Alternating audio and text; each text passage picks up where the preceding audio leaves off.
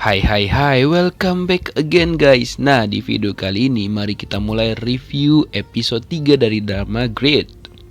Seperti biasa jangan lupa subscribe dulu ya, dan semoga teman-teman semua dalam keadaan sehat walafiat, amin ya rabbal alamin. Yuk kita mulai reviewnya. Ini dia.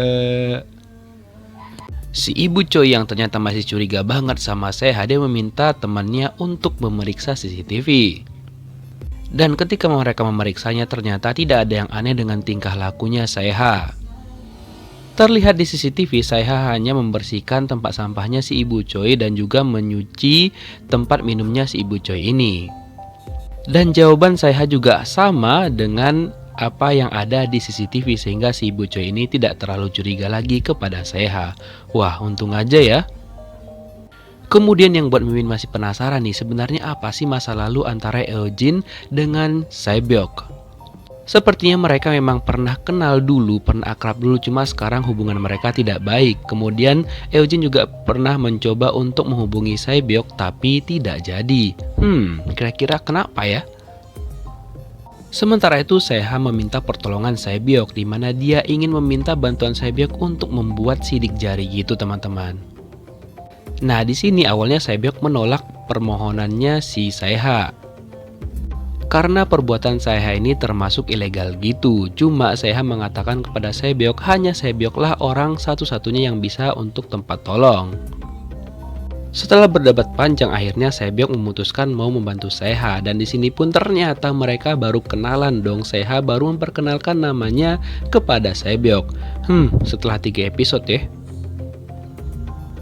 Namun Sae-byeok juga memberikan peringatan kepada Seha, kalau Seha mengkhianatinya maka dia akan melaporkan semuanya perbuatan Seha ini kepada si ibu Choi. Setelah itu Seha dan juga Sae-byeok pergi ke labnya Sae-byeok, dan di Sae-byeok pun di sana langsung mempersiapkan semuanya. Seperti yang udah Mimin bilang tadi, kalau tujuan dari si Seha ini adalah untuk membuat sidik jari gitu, karena dia mau memasuki ruangan yang ada di lantai 13 yang ada di kantornya. Nah, pada saat proses pembuatan sidik jari itu, si Sae-byeok sebenarnya sadar kalau si Seha ini mau melakukan sesuatu hal yang aneh. Kemudian dia hampir aja membatalkan pembuatan sidik jari itu lagi. Namun Seha memberikan penjelasan lebih lanjut lagi kepada Sae-byeok, dan dia juga mengatakan bahwa orang yang sidik jarinya diambil itu adalah bosnya dia, si ibu Choi. Dia juga memberikan bukti dengan nomor telepon kepada Sae-byeok agar Sae-byeok percaya terhadap si Seha. Dan untung saja setelah itu Sae-byeok tidak jadi membatalkan pembuatan sidik jari itu, dan dia pun langsung menyelesaikannya hingga akhir. Setelah pembuatan sidik jari itu selesai, Sae-byeok langsung memasangkannya ke tangan Seha. Wah, Mimin juga baru lihat sih proses yang seperti ini ya. Nah, pada saat yang bersamaan sebenarnya ada orang yang terus menelpon ke handphonenya Sae-byeok, namun dia tidak mau mengangkat telepon tersebut. Setelah itu Seha langsung berterima kasih kepada Sae-byeok atas bantuannya, dan Seha juga menjelaskan kepada Sae-byeok bahwa orang yang terus menelpon ke handphonenya itu adalah Eojin. Lalu Sae-byeok mengatakan bahwa dia tidak akan pernah mau mengobrol dengan Eojin. Masih mencurigakan ya, apa sih masa lalu mereka? Sementara itu Seha langsung bergerak ke kantornya dia setelah dia berhasil memasang sidik jari di tangannya dia. Dia langsung menuju lift dan langsung menuju lantai 13 sesuai dengan rekaman yang udah dia lihat pada saat si ibu Choi menyimpan file yang berhubungan dengan si Ghost. Pada saat saya mencoba sidik jari itu di lift, ternyata berfungsi dengan baik, dan setelah dia sampai ke lantai 13, dia langsung menuju ruangan tempat penyimpanan file-file rahasia itu, dan ketika dia mencobanya ternyata berhasil nih teman-teman. Pintu ruangan rahasia itu langsung terbuka. Kemudian Seha langsung masuk ke dalam dan dia mencari di mana kotak tersebut disimpan sama si ibu Choi. Nah, setelah dia menemukan kotak tersebut, dia langsung ngebuka dan mencoba menyalin file ke handphonenya dia. Seha tidak memiliki banyak waktu di situ. Setelah dia selesai menyalin semua file-file itu, dia langsung mengumpulkan berkas-berkas itu dan menyimpannya kembali. Karena sistem keamanan di sana sangat-sangat ketat. Setelah itu Seha langsung keluar dari sana, dan dia pun mencoba untuk kembali ke mobilnya dia dan mencari tempat aman. Setelah itu ternyata dia berusaha untuk memanipulasi CCTV yang ada di kantornya dia. Setelah CCTV berhasil dia retas, dia berusaha untuk mengganti wajah ataupun postur dari orang yang masuk ke ruangan itu, yang awalnya dirinya menjadi si Ibu Choi. Ini adalah salah satu adegan yang cukup menegangkan banget di episode ini ya teman-teman. Karena kebetulan si bapak yang penjaga CCTV itu udah masuk ke ruangannya dan dia pun merasa ada yang mencurigakan banget. Setelah itu si bapak CCTV langsung ngecek, ternyata memang ada pelanggaran. Dan dia pun langsung melakukan pengecekan satu persatu terhadap CCTV tersebut. Dan untung aja si Saeha berhasil tepat pada waktunya mengganti dirinya menjadi sosok si Ibu Choi yang masuk ke ruangan tersebut. Sehingga ketika si bapak penjaga CCTV ngecek, ternyata orang yang masuk ke ruangan itu ada daftar hadirnya gitu kan. Ternyata adalah si Ibu Choi salah satunya, sehingga si Saeha aman. Setelah itu Saeha langsung kembali ke kantornya dan berlagak seperti tidak terjadi apa-apa. Kemudian pada malam harinya dia mencoba ngecek file yang udah dia salin tadi. Ternyata salah satu isi file itu adalah file tentang video penyerangan terhadap ayahnya dia. Ternyata nih guys, ayahnya dia itu dibunuh sama si Ghost. Nah penyebabnya kita nggak tahu, tiba-tiba aja si Ghost muncul dan langsung ngebunuh ayahnya dia.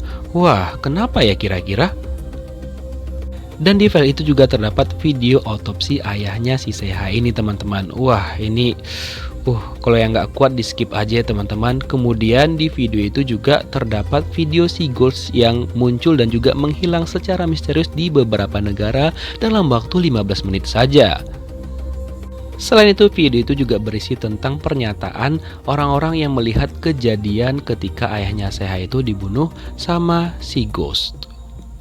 Saeha kaget ternyata si Ibu Choi juga ada diwawancarai tentang hal itu. Wah, dan juga ketika ada petugas ambulans yang diwawancarai, namun dia sepertinya tidak memberikan keterangan sangat lengkap karena pada saat ditanya dia seperti ada mengatakan hal yang tidak jadi dia sebutkan. Saeha menjadi semakin emosi. Setelah itu dia langsung menghubungi Sae-byeok dan dia pun langsung menunjukkan video-video tersebut kepada Sae-byeok untuk diteliti lebih lanjut. Dan ketika melihat video itu, Sae-byeok langsung mencatat hal-hal yang penting dari video-video itu. Dan dia pun kaget banget ketika melihat video pembunuhan ayah Saeha. Lalu Saeha bertanya kepada Sae-byeok apakah dia mengenali orang yang ada di video itu, si Ghost maksudnya. Lalu Sae-byeok mengatakan bahwa itu adalah orang yang sama dengan orang yang dia lihat. Dan juga Sae-byeok juga menceritakan bahwa dia terkena senjata seperti yang dikatakan oleh si Saeha. Karena sejatinya kekuatan dari si Ghost itu adalah senjatanya itu. Jadi mungkin kalau senjatanya diambil, mungkin si Ghost ini nggak bisa apa-apa.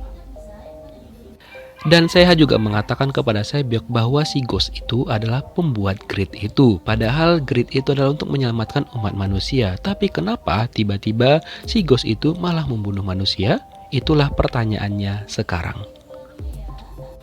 Dan Sae-byeok juga semakin curiga nih kepada si Saeha kalau anak yang ada di video itu adalah si Saeha sendiri dan orang yang meninggal itu adalah ayahnya si Saeha. Tapi dia tidak berani menanyakan secara langsung kepada Saeha. Di sisi lain ternyata para detektif sudah bersiap nih untuk menanti kedatangan dari si Pak Penjahat.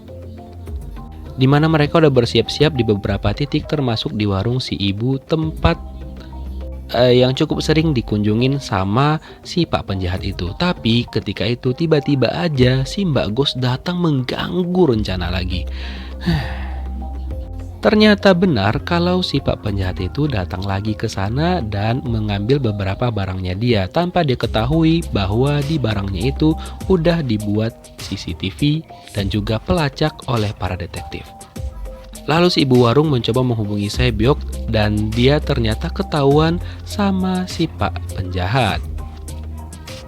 Dan entah apa yang terjadi sama si ibu warung itu, kemudian para detektif pun langsung datang ke tempat si ibu warung dan berusaha mengejar si Pak Penjahat. Tapi dia langsung kabur dan terjadilah adegan kejar-kejaran antara si Pak Penjahat dengan Pak Detektif.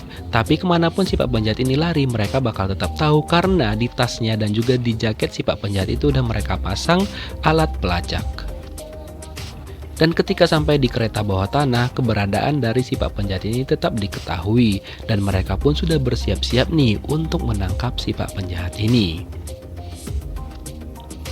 Namun ketika kereta berhenti, tetap aja si Pak Penjahat ini berhasil kabur dong, dan mereka pun sebenarnya sudah hampir mendapatkannya. Tapi lagi dan lagi si Ghost malah mengacau dan dia pun memutarbalikkan waktu.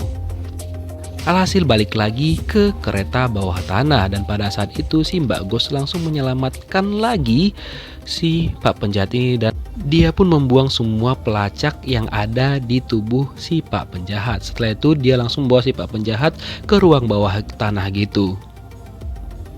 Si Pak Penjahat ngikut-ngikut aja kemanapun si Mbak Ghost ini pergi, dan ternyata dia malah dikurung dong di sana sama si Mbak Ghost. Wow. Dia pun langsung emosi dan mengatakan kepada si Mbak Ghost untuk mengeluarkannya dari sana, tapi dia tidak didengarkan sama sekali oleh si Mbak Ghost. Nah, kira-kira apakah yang akan terjadi selanjutnya? Kita lihat di episode 4 minggu depan ya teman-teman. Thank you for watching. See you next video guys. Bye-bye.